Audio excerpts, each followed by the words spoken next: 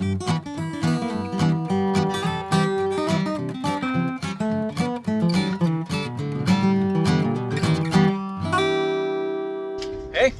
my name's Gary, and this is Mischief. Mischief is a 1964 Pearson Vanguard that was purchased at auction for $400, saving her from the scrap heap. The mission is to chronicle the refit of the boat, bringing her back to her original glory. All right, so here she is, post-auction. Beforehand, I kind of did a self-survey. I went through with a moisture meter and checked everything, made sure that the hull was good. I did a sounding on it. Checked as much of the systems as I could. Obviously, batteries have been dead for a while, so I couldn't fire any electrical and was not going to fire the engine because I really need to get all of that old diesel out. So lots of work to do now. Got to clean her up and see what we actually have underneath all this dirt and grime.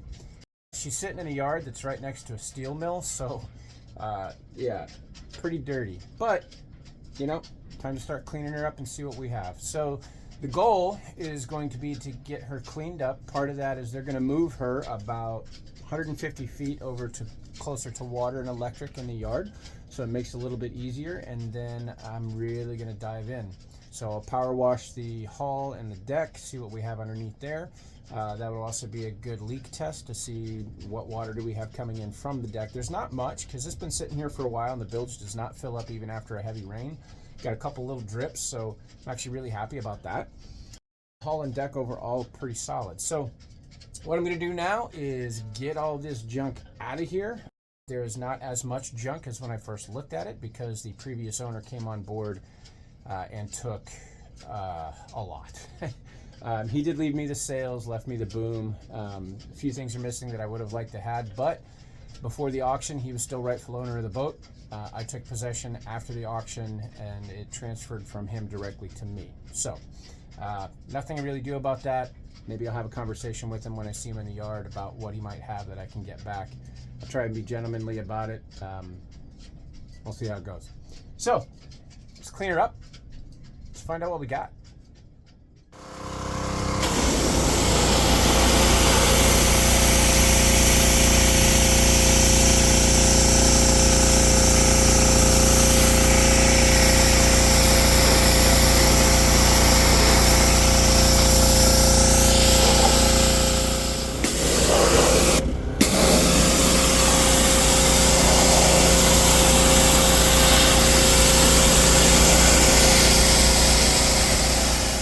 He did leave me this, which is nice.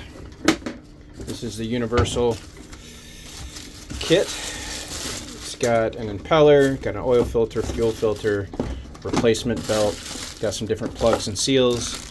That is really nice. Got a pre-filter. So that's good. Got all that stuff. That's something that I don't have to buy. Might be worth a couple $100. So cleaning out Mischief, I found some Mischief. So he had, 20 rounds of 12 gauge slug, some game loads for bird, and then a bunch of 22. Well, all right. Must have forgot that was there or just decided to leave it. No, I got a good spot for it. Little quick tip for you guys, because I know a lot of you have to deal with mold on surfaces, stains and things like that. The thing that I've found that absolutely works the best are these little guys. They're these little, what Mr. Clean calls magic erasers. There's some generic versions as well. Now, none of them are a sponsor of this at all, but they just work, which is why I use them. I use them for my deck at the beginning of the season before I wax it. I also use it for cleaning up any mold on surfaces. I always have these things on board. I found that the generic ones don't last as long. You get more bang for your buck out of the actual ones. They're like $12 for 10 of them, which they probably cost like 2 cents each, if that, but they work really well. So these will save you a ton of time. They get it clean. It's good for mold, grease, anything. Just get them wet and then start scrubbing down, or if you've got mold, I use a little bit of bleach spray. But yeah, magic erasers. These things are fantastic.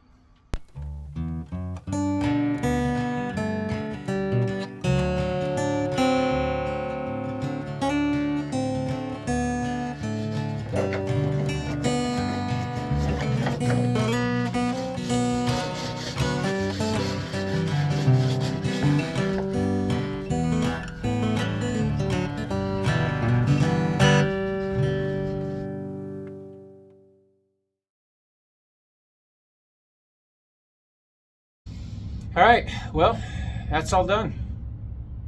That was a lot. But, here's the thing about doing the cleanup first.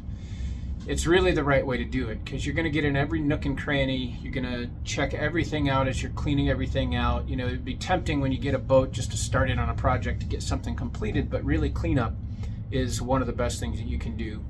Inevitably, you're going to add numerous things to your projects list, because as you get in, you're going to find stuff. So for me, I added the head to the list because all of the piping is just dried out, and it's not something I want to take a risk on.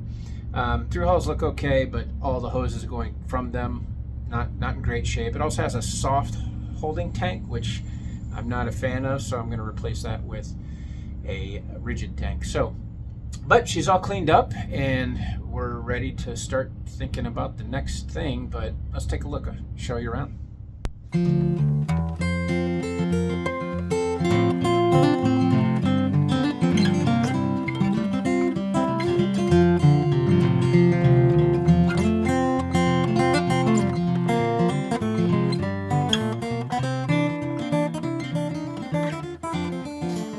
So I didn't include a lot of video of me just pulling stuff out of the little nooks and crannies and hidden holds that are on the boat. I didn't want to make the video any longer than it needed to be. It's just a bunch of garbage. One of the things you do want to make sure of, and I wanted to note, is make sure that you're doing a great job of finding any stowed chemicals that may be on board.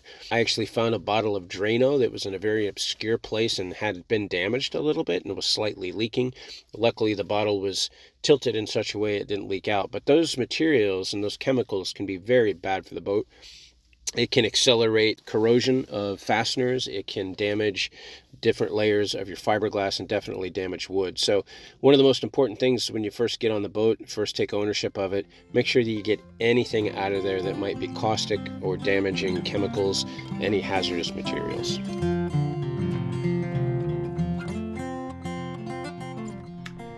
Now that she's all cleaned up, it's time to move on to the next step, which is coming up with a comprehensive list of the projects and all of the components that need to be taken care of. It's going to be a pretty extensive list, but we'll cover that in the next video.